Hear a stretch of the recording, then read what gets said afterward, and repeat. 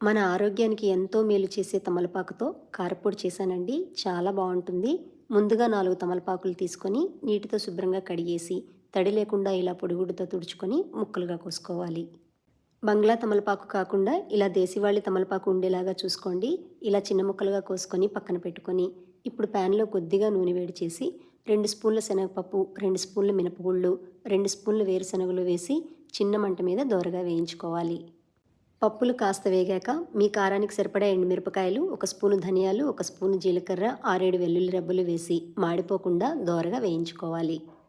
ఇలా వేగాక తీసి పక్కన పెట్టేసి అదే ప్యాన్లో మరి కాస్త నూనె వేడి చేసి కొద్దిగా కరివేపాకు, తమలపాకులు వేసి 1 నిమిషం వేయించుకోవాలి. ఇలా ఆకులు కూడా కాస్త వేగిన తర్వాత కొన్ని చింతపండు రెక్కలు, కొన్ని ఎండు కొబ్బరి ముక్కలు వేసి మరో 2 నిమిషాలు వేయించుకోవాలి. 2 నిమిషాలకి ఇలా చక్కగా వేగిపోతాయండి. ఇప్పుడు స్టవ్ మీద నుంచి దించేసి పూర్తిగా వేడి చల్లారనివ్వాలి.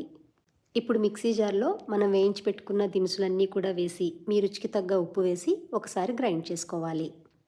మొదటిసారి మనం గ్రైండ్ చేసుకున్నప్పుడు ఇలా కాస్త బరకగా ఉంటుందండి. ఇప్పుడు ఒకసారి గిన్నెలో వేసుకొని చింతపండు ముద్దలు ఏమీ లేకుండా చేత్తో ఒకసారి అంతా బాగా కలిసేలాగా కలుపుకొని మరొక్కసారి మిక్సీ జార్లో వేసి ఇలా మెత్తని పొడిలాగా గ్రైండ్ చేసుకోవాలి.